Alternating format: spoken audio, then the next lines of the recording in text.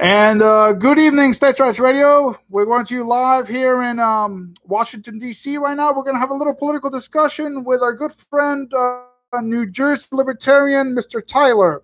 How you doing, sir? I'm doing great tonight from New Jersey, even though most of the state has gone to hell.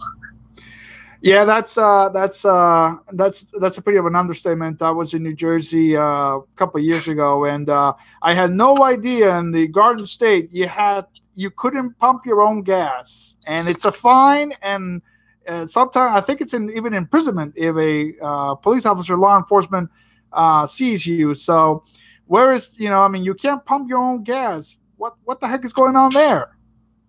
I never fully understood the law either, and I support its repeal because it really just creates an unnecessary burden on the gas industry in New Jersey.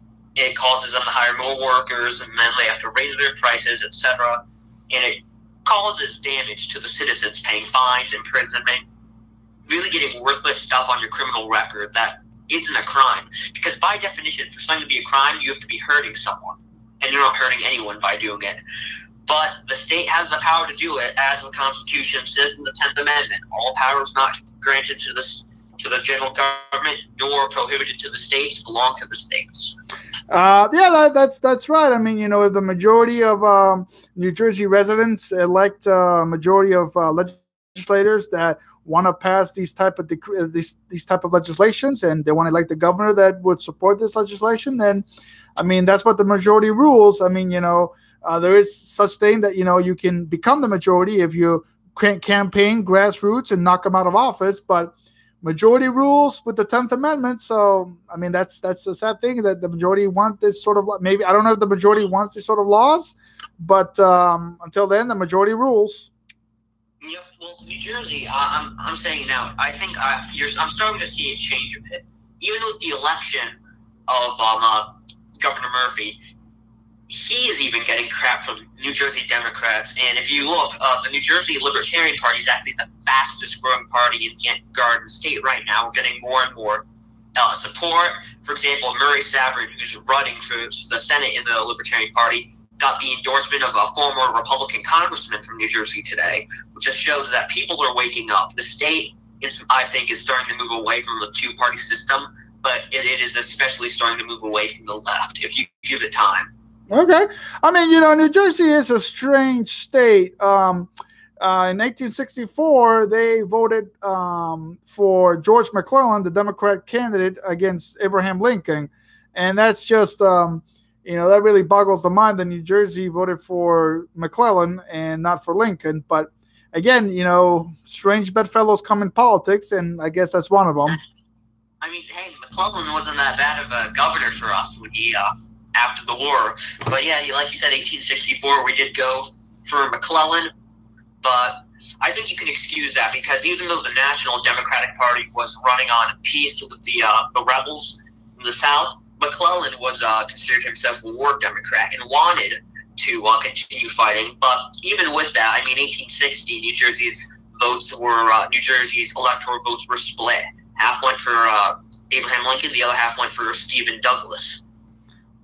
That's true. That's absolutely true. So, I mean, let's hope that New Jersey sees some common sense, and I mean, it's we will see. I mean, the same thing goes for other states that they failed to see common sense. And what really bothers me, Tyler, is that we have U.S. senators now that speak for the entire country, and that really just upsets me so much. I mean, I don't want Senator Kamala Harris or Senator Schumer or Senator Rubio or Senator Cruz to talk. I mean, I'm in Virginia, close to Washington, D.C. I have my own senators. I don't need for you to speak with me. You're Texas. You're California. I mean, I know that, with this godforsaken 17th Amendment that we really have to repeal it. But I want senators to understand, you are representing the state of California, the state of Texas. Stop representing other people.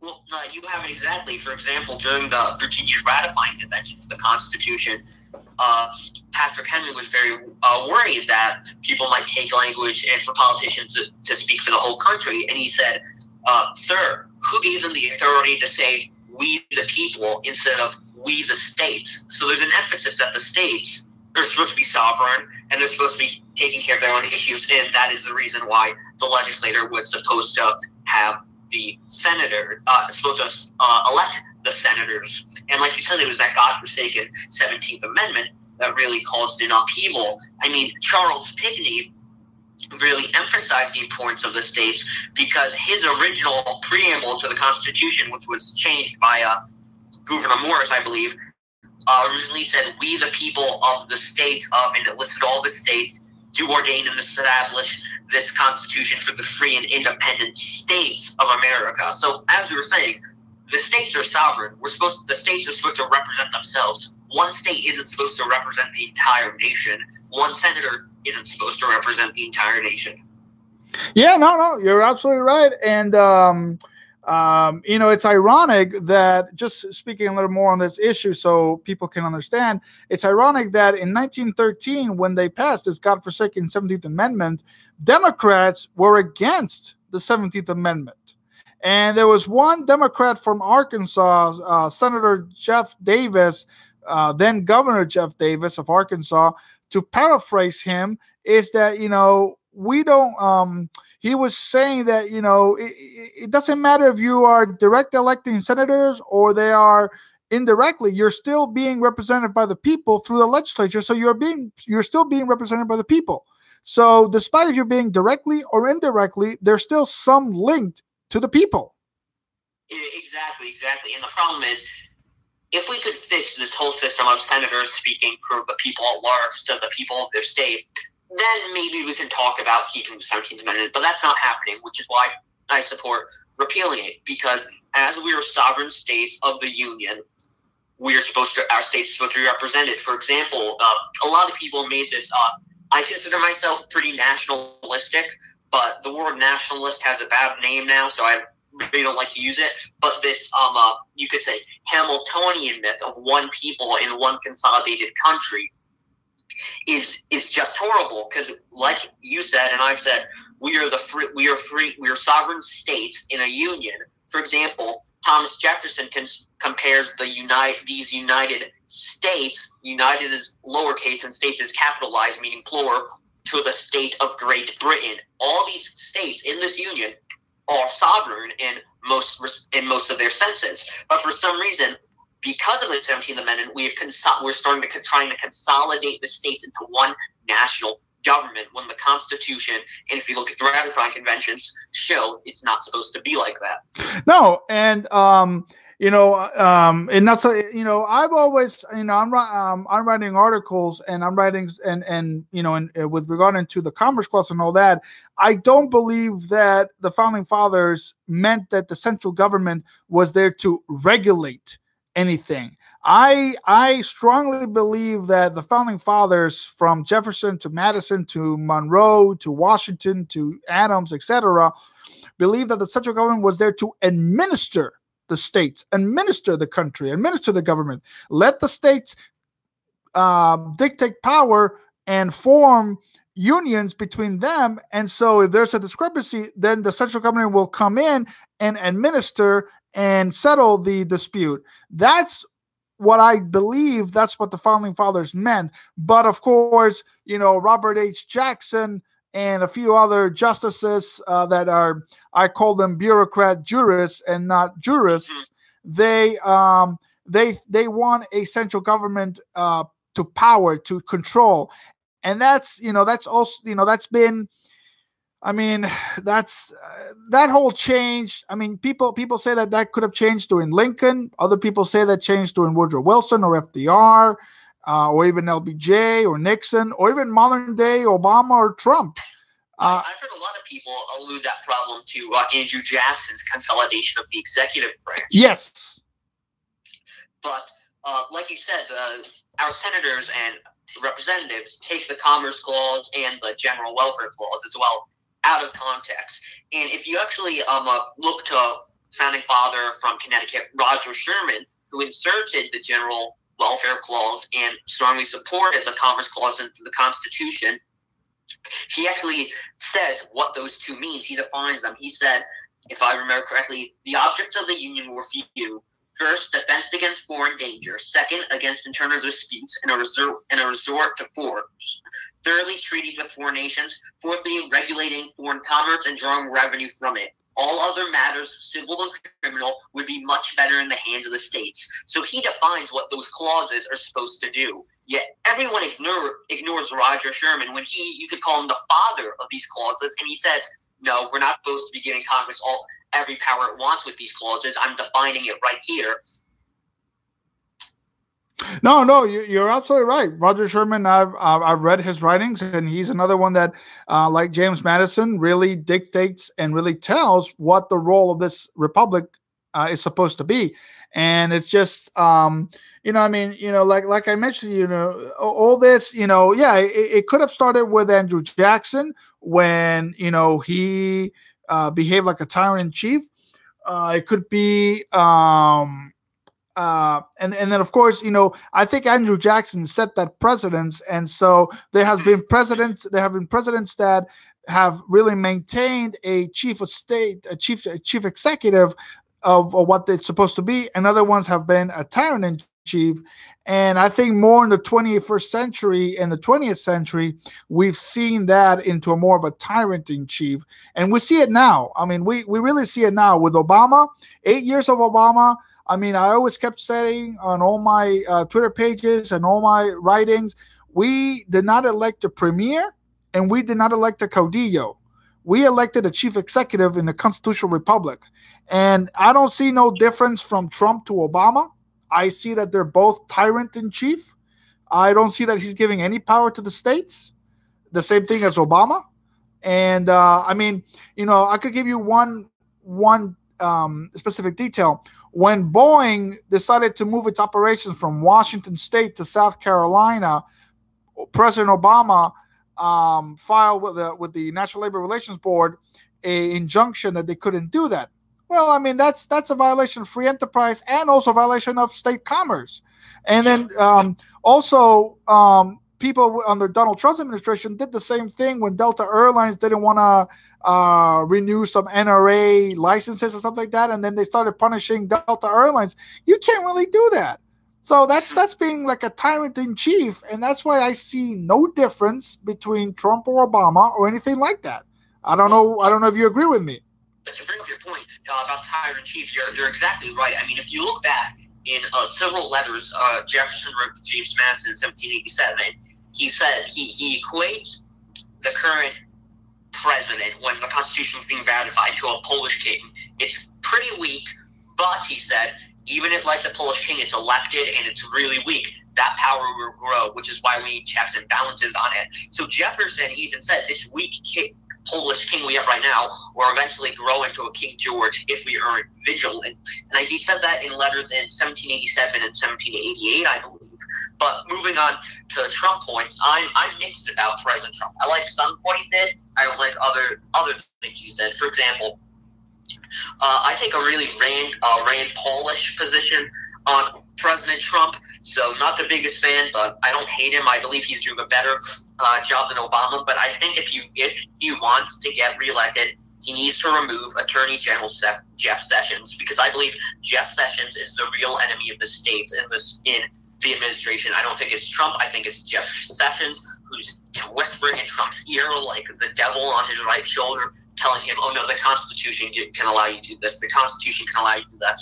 It's Jeff Sessions. Jeff Sessions completely disregards the 10th Amendment. When asked about it in regards to marijuana, he says it doesn't matter, or he makes up some bullcrap interpretation of the amendment. It's really sad. No, you're right. Jeff Sessions, I mean, I don't think Donald Trump knows where he stands, but it's his attitude that, he behaves like a tyrant in chief. And yes, Jeff Sessions, even in the U.S. Senate, Jeff Sessions was never a Jeff Sessions was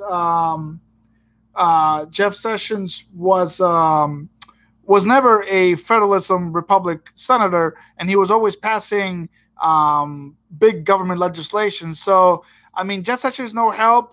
Big Dog Mattis, whatever, Secretary of Defense, is no help. Lindsey Graham, who's been talking to Trump a lot, no help either. Even the biggest neocon out there that all these loving Trumpers are saying, John Bolton. John Bolton is a big neocon, big government. Yeah. I was very disappointed when I heard he was appointed Secretary of State. I believe the previous Secretary of State was doing a phenomenal job. And I think that was because, one, he came from a free market enterprise company. He built his own company. And two, I think he understood at least the basic meaning of the constitutional republic. But of course, so I'm not too sure how I feel about. I actually am 100% sure how I feel about Bolton. He is nothing but a demagogue and a usurper, as Vice President Aaron Burr said in the Senate hall. In his farewell address, if the Constitution is going to die, it'll be because of the demagogue and the usurper, and its dying agonies will be seen on the Senate floor, whether it's coming because of the executive or the legislator or the judicial. So even Burr knew that this Constitution needed to be guarded against by virtuous statesmen, or else it will just slowly wither away. Yes, and you did mention the word demagogue, and I keep saying we should not be electing demagogues. We should not be supporting demagogues, because demagogues are the destruction of a republic. I mean, that's exactly. I always keep saying, the American Republic was established just like the Roman Republic. We don't want a Caesar. I mean, Cato, which I always say that we always need a Cato in the Senate. Cato fought hard against Julius Caesar coming into power because he knew that he was a demagogue, and we should really not have demagogues in this republic. Well, yeah, I mean, I think a lot of this is. Have you ever read any of Brian McClanahan's works? No, I have not. Well, he has a great book, which I tweeted about a couple of times, called "How Alexander Hamilton Screwed Up America." Oh, yes, I have heard of that book. Yes. Yes, and he talks about this. A lot of what Hamilton said during the ratifying conventions were lies. Hamilton didn't believe that. Does that mean that we shouldn't listen to the fake Hamilton of the ratifying conventions? No, we should take the fake Hamilton's advice. But the real Hamilton in 1787 argued for a consolidation of the states. So people like Bolton and Sessions are just following in the neo-Hamiltonian language that the states that the states' love of power is a bad thing. If that means love of liberty, then they hate liberty. On June 18, 1787, Hamilton said the states are not necessary for any of the great purposes of commerce, revenue, or agriculture, and should be subordinate authorities to the general government. Now, they should be only corporations for local purposes. Doesn't that sound like something that would come out of Bolton's mouth or Sessions' mouth? Oh, yeah. Absolutely. They're all followers of this neo-Hamiltonian thought. Yes. What we need to return to is a Jeffersonian thought or a Madisonian thought of the government. You're absolutely right. Hamilton, when I see Lin-Manuel Miranda with his Hamilton Broadway show and, yada, yada, yada, I keep saying to myself, you don't know jack squat about U.S. history or founding fathers. Hamilton is not the perfect example you want to show, because he was Lin-Manuel Miranda probably voted for de Blasio, and he wants big government, and that's what Hamilton was, big government. Exactly. Hamilton was an enemy of the states, and it's actually really interesting if you look at the fake Hamilton of the Federalist Papers and the ratifying conventions to the real Hamilton.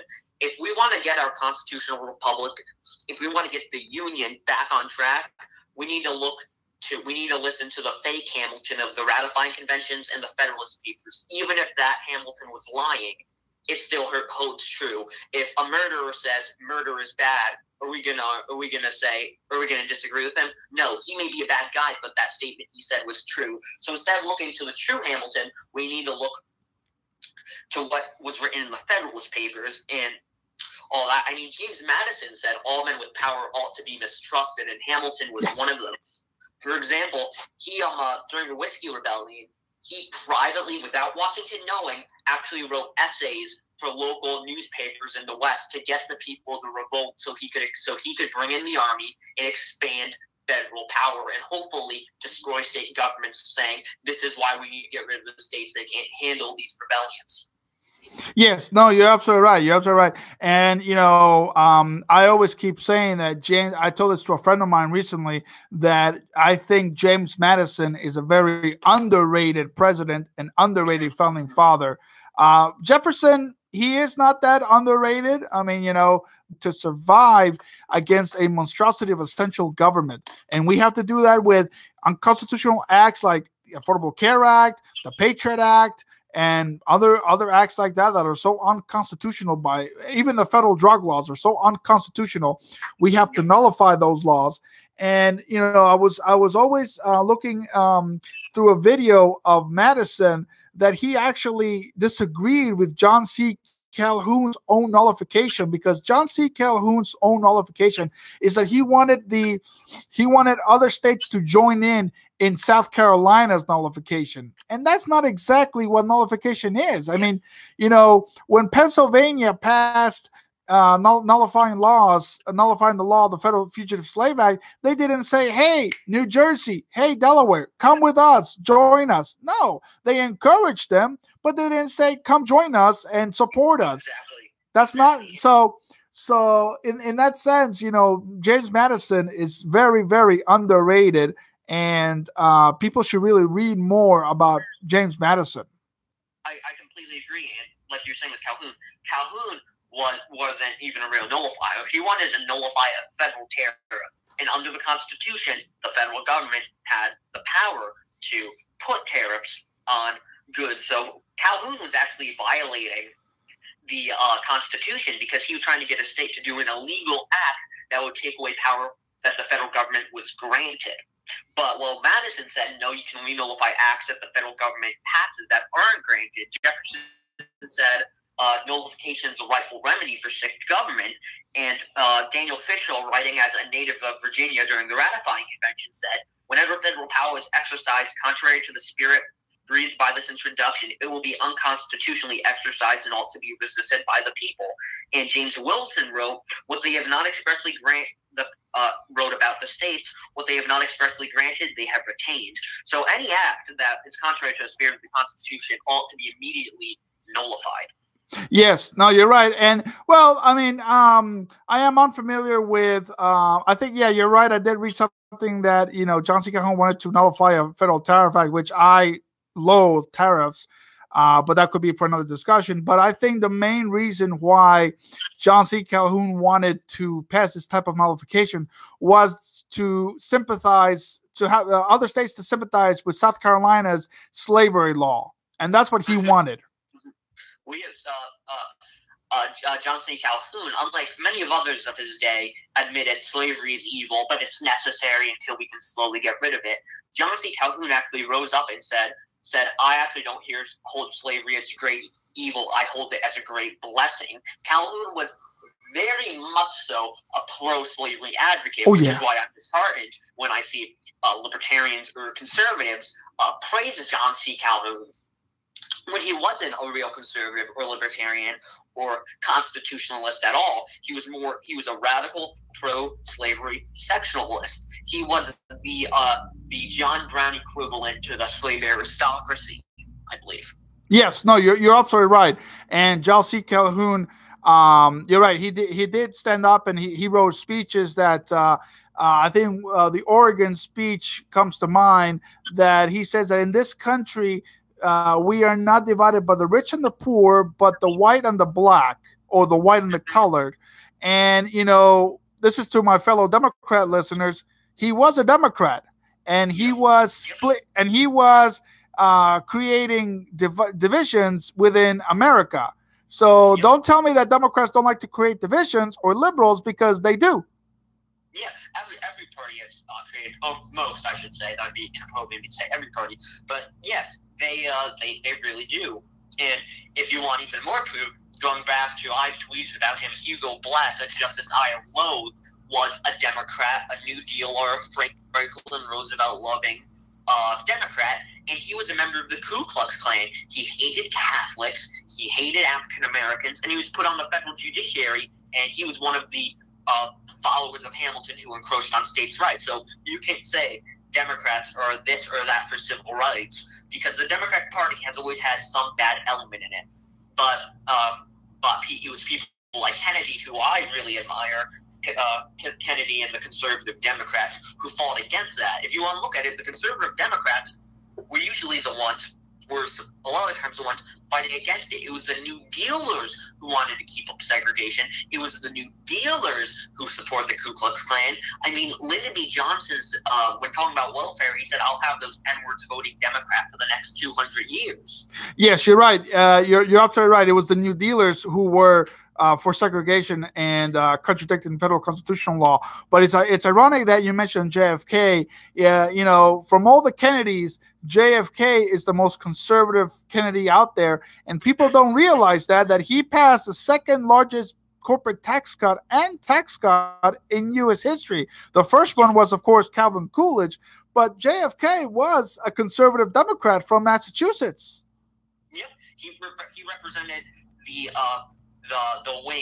good wing of the Democratic Party, because at that time there were two wings of every party. The Republicans had the liberal and conservative Republicans, and the Democrats had the New Deal Democrats and the conservative Democrats. The New Deal Democrats, who really stemmed from Calhoun, were the racists, while the conservatives, who were more followers of Lincoln and McClellan, were the good Democrats. And like you said, yeah, he did pass taxes, and he actually wanted to end. He actually cuts a lot of spending. And if I remember correctly from the book Kennedy Conservative by Ira Sproul, Kennedy was actually a big proponent of balancing the budget and wanted to slowly do it and slowly privatize a lot of the federal government. When talking about the New Deal, Kennedy was very skeptic of it. He said welfare should be a helping hand, not a handout. Correct. You're absolutely right. Yeah. And I can't believe people don't want to recognize Kennedy for that. I mean, I know that he blew it with the Bay of Pigs, but besides that, he really was a conservative Democrat that people should look up to. But anywho, you know, we'll keep on trying to convince people and try to see their way. But anyway, Tyler, it's been really enlightening to hear your views and your thoughts. I thank you very much for coming on board. Let's hope we can do this again and chat some more. Yep, I'd be up for it again. All right, thank you. All right, have yourself a great night. You too. Bye. Well, ladies and gentlemen, thank you for tuning in with me and Tyler, New Jersey Libertarian. Follow him and follow me. And for freedom, for liberty, for states' rights, and for a small central government.